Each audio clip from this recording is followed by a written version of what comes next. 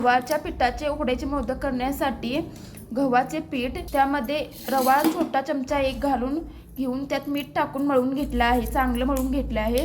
1 वाटी खोबऱ्याचा किस तूप घालून त्यामध्ये खोबरे घालायचं, किसलेलं खोबरं, मग ते मंद आचेवरती भाजून घ्यायचं।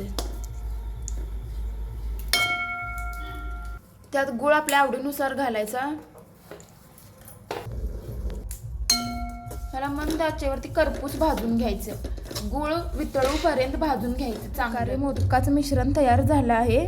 त्यामध्ये आपल्याला आवडत असल्यास जायफळ टाकून घ्यावे, सुंठ जायफळ पावडर टाकून घ्यावे आपल्याला आवडत असल्यास। आता मोदक तयार करूया। आता मोदकाचं लाटून घ्यायचं। मोदक करण्यासाठी आपल्याला आवडीनुसार आकाराचं लाटून घ्यायचं। आता मोदकामध्ये सारण भरून घेऊया व त्याला कळ्या पाडून असं हे करायचं, मोदकाचा आकार द्यायचा।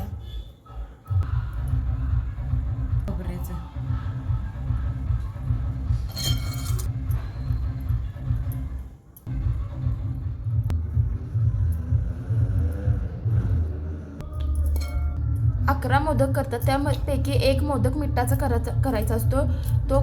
तो मोदक ज्या कोणाला जातो त्याला खूप चांगलं भाग्य मिळतं। अशा प्रकारे 11 मोदक करून घेतले आहेत। एका भांड्यामध्ये पाणी ठेवल्यावर त्यावरती चाळण ठेवून घ्यायची व त्यावरती ते मोदक ठेवून उकडून घ्यायचे। हे मोदक खायला खूपच चविष्ट असतात आणि पौष्टिकही असतात।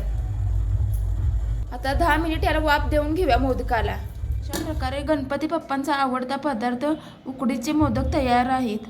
हा गणपती बाप्पांचा निवेद आहे। तुम्हाला जर उकडीच्या मोदकाची रेसिपी आवडली असतील तर नक्कीच लाईक, शेअर आणि सबस्क्राईब करा।